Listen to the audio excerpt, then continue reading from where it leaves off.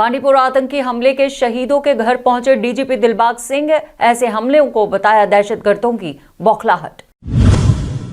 सरकार पर उमर अब्दुल्ला का निशाना, कहा लोग बड़े उद्यमियों की देख रहे हैं राह। और राष्ट्रीय शूटिंग चैंपियनशिप के विजेता रविंदर सिंह का बिश्नाह पहुंचने पर हुआ जोरदार स्वागत।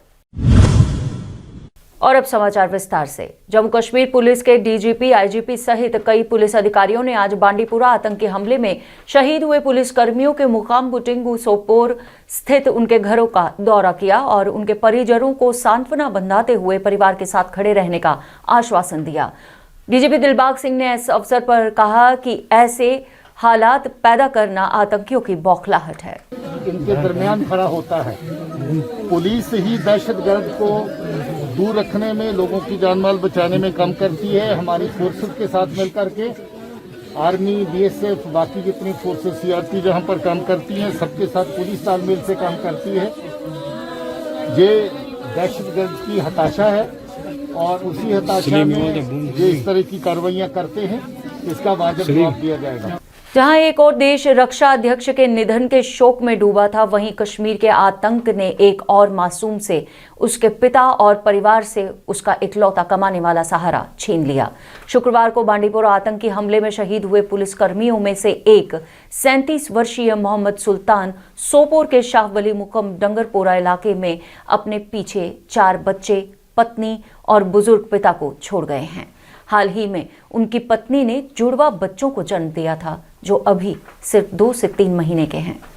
अब उनके नन्हे मुन्नों की देखभाल और पिता के सहारे की कड़ी कौन बनेगा, ये एक सवाल है जो इस तरह के कई पुलिसकर्मियों के परिवारों के लिए मुश्किलें खड़ी कर रहा है। इन शहीदों के परिजनों ने यह भी कहा कि ऐसा जिहाद किसी मजहबी किताब में मौजूद ही नहीं है।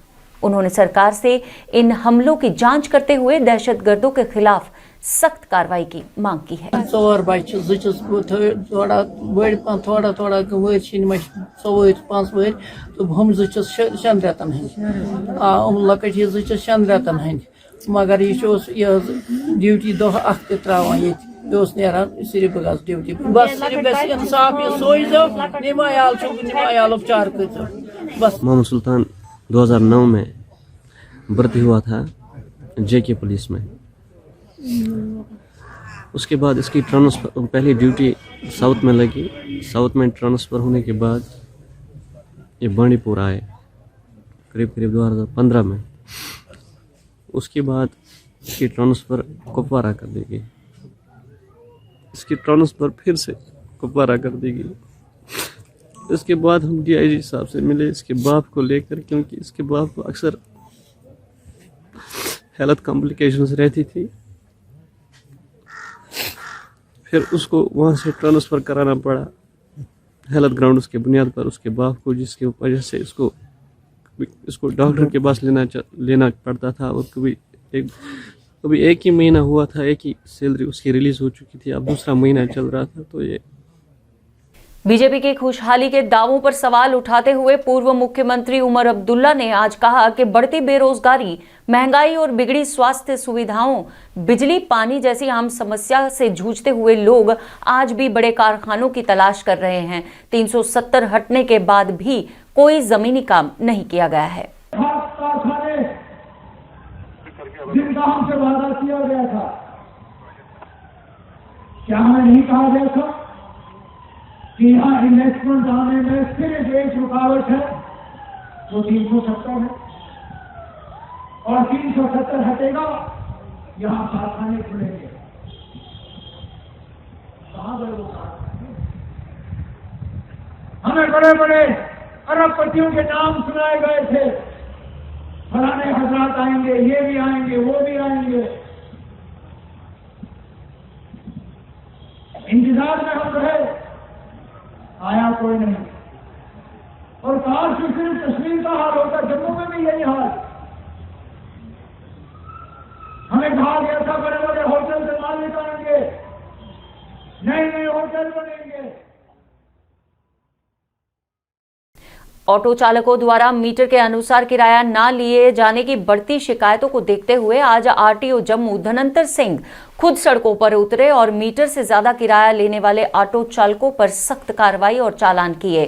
गौरतलब है कि पिछले कई सालों से ऑटो चालकों को मीटर से किराया लेने की हिदायत देने के बावजूद भी ऑटो चालक अपनी मनमर्जी का किराया वसूल रहे थे।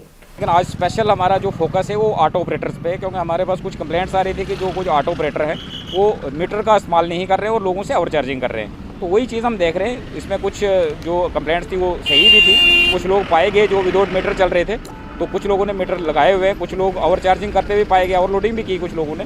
वो सारी वायलेशन जो पाई गई उनके खिलाफ एक्शन लिया गया, उनको बुक किया गया। हाल ही में दिल्ली में संपन्न हुई 64वीं राष्ट्रीय खेल प्रतियोगिता में 1 गोल्ड और 2 सिल्वर मेडल जीतने वाले रविंदर सिंह के छुट्टी पर गांव लौटने पर अपने बिश्नाह निवासियों और परिजनों द्वारा उनका भव्य स्वागत किया गया।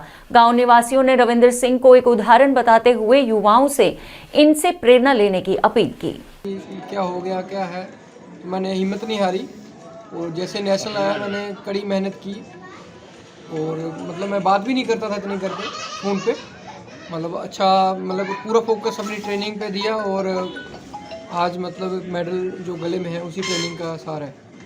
आगे क्या तैयारी है आपकी, आगे जो चल रहा है? मैंने देखा आपका भी आपने सिल्वर जीता है, टीम के साथ भी सिल्वर जीता है, उससे बेस्ट आपकी आगे क्या तैयारी चल रही है आगे करनी है? अभी हाल ही में वर्ल्ड कप है अभी फरवरी के लास्ट में, तो फिलहाल उसी की तैयारी कर रहा हूँ। उसके बाद जैसे जैसे कंपटीशन आएंगे वैसी वैसी मैं तैयारी करता रहूँगा। पूरे बिश्नाह की तरफ से, पूरे देश की तरफ से, पूरे मीडिया की तरफ से आपको हार्दिक शुभकामनाएं हैं और हमारा आशीर्वाद है दाता जी का आपके साथ कि आप गोल्ड जीत कर ही आएंगे, तब भी सब लोग आपके स्वागत के लिए बिश्नाह में।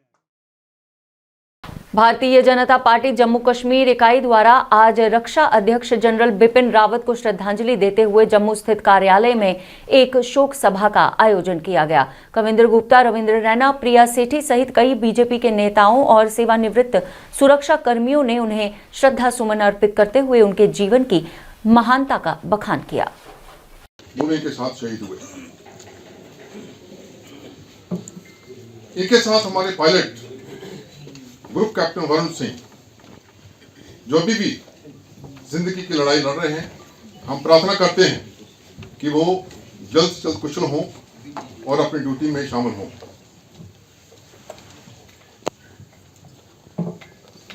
मुझे 2 बार मौका मिला जनरल रावत साहब से मिलने का, जब मैं कमांडेंट था।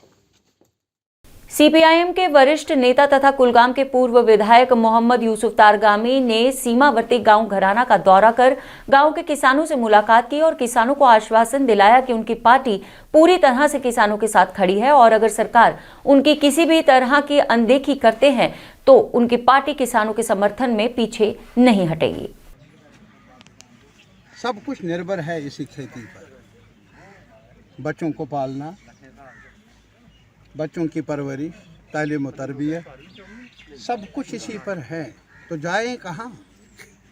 और इनके पास एक माकूल तजवीज़ है। मैं तो इतना आज हैरान हूँ, एडमिनिस्ट्रेशन क्यों इतनी ज़िद्दी बन चुकी है, क्यों हरदर्मी से काम ले रही है मौजूदा एडमिनिस्ट्रेशन, जबकि पंचायत है इस गाँव का और ये सरपंच साहब मेरे साथ बैठे हैं, ये डीडीसी साहब है, ये नज़दीकी गाँव के और एक सरपंच साहब हैं। इनका कहना है कि यार हमारे साथ तो मशवरा करो, क्या करना है आपने। एक तरफ तो सरकार कहती है कि हमने लोकल सेल्फ गवर्नेंस के इंस्टीट्यूशंस बनाए, पूरी दुनिया को बताया इन्होंने, पूरे मुल्क को बताया। अखनूर के सीमावर्ती क्षेत्र परगवाल में डीएसपी वरुण जंडियाल द्वारा एक पब्लिक मीटिंग की गई जिसमें बीडीसी चेयरपर्सन समेत कई सरपंच और पंच शामिल रहे। वहीं एसडीपीओ अखनूर ने लोगों को आ रही परेशानियों के बारे में गौर से सुना और इस मीटिंग के दौरान हेलीकॉप्टर क्रैश के दौरान शहीद हुए बिपिन रावत और अन्य को मौन रखकर श्रद्धांजलि दी गई। इस मौके पर चौकी इंचार्ज बलजीत सिंह परिहार, सरपंच भूपिंदर सिंह, सरपंच जसपाल सिंह सहित अन्य लोग उपस्थित रहे। उनको वो बार्ड हैं अंडर द एमवी एक्ट ये चलाने से, और वो बहुत बड़ा रिस्क ले रहे हैं, उनके पेरेंट्स बहुत बड़ा रिस्क ले रहे हैं।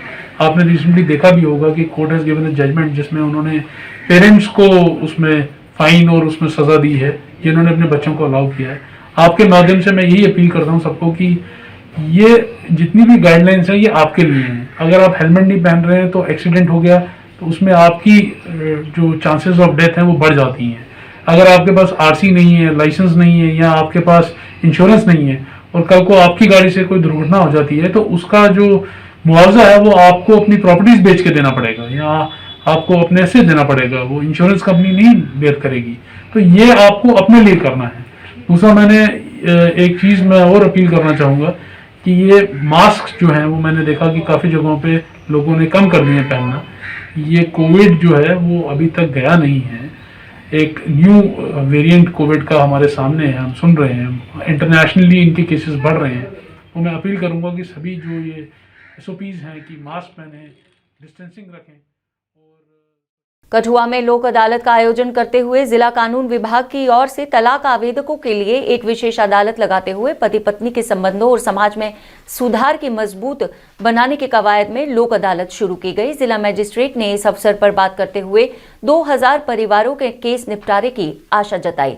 इस दौरान जरूरतमंदों को व्हीलचेयर और वाहन भी। डिस्ट्रिक्ट में हमने रिसेंटली कैंप लगाए थे। एलिजिबल बेनिफिशियरीज को एड एंड अप्लायंसेस देते हैं, उसमें हमारे डिफरेंट जो ब्लॉक्स हैं उनमें ये कैंप लगे और 686 बेनिफिशरीज हमने आइडेंटिफाई किए। तो अब उन एक महीने के बाद उनके लिए हम डिस्ट्रीब्यूशन कैंप ऑर्गेनाइज करेंगे पूरे डिस्ट्रिक्ट में और 686 बेनिफिशरीज को हम एड एंड अप्लायंसेस 2018 में वित्त विभाग द्वारा जारी 27F आदेश को लागू करने की मांग को लेकर श्रीनगर में पशुपालन विभाग के आकस्मिक कर्मचारियों ने आज विरोध प्रदर्शन कर सरकार द्वारा निर्धारित 225 रुपए के वेतन की बहाली की अपील की। उन्होंने कहा कि महंगाई के इस दौर में जब अन्य सभी विभागों को निर्धारित वेतन मिल रहा है तो केवल उन्हें ही इस श्रेणी में क्यों नहीं रखा गया। क्योंकि हम उनका फीस भी नहीं भर सकते, जबकि उस बाकी डिपार्टमेंट के आरजी मुलाजमीन जो है, चाहे वो नीड बेस हो, कैजुअल लेबर हो, 225 रुपया रेट लेते हैं। खाली वाहिद एक डिपार्टमेंट है एनिमल हस्बेंड्री डिपार्टमेंट, जिनको खाली 100 रुपया पर डे का मिलता है सर। इसलिए हम LG सर से रिक्वेस्ट करते हैं कि खुदारा हमारे साथ इंसाफ कीजिए। अब हम थक चुके हैं सेक्रेटरेट से लेके डायरेक्शन ऑफिस और डायरेक्शन ऑफिस से लेके सेक्रेटरेट, क्योंकि अब हमारे पास और कोई रास्ता नहीं है, या तो फांसी देनी है या सर जहर खाना है। इसके साथ ही समाचारों का ये अंक समाप्त करने की हमें दीजिए इजाजत। आप देखते रहिए द न्यूज नाउ वेब और पढ़ते रहिए द न्यूज नाउ का दैनिक अखबार व ई प्रिंट पेपर। जय हिंद।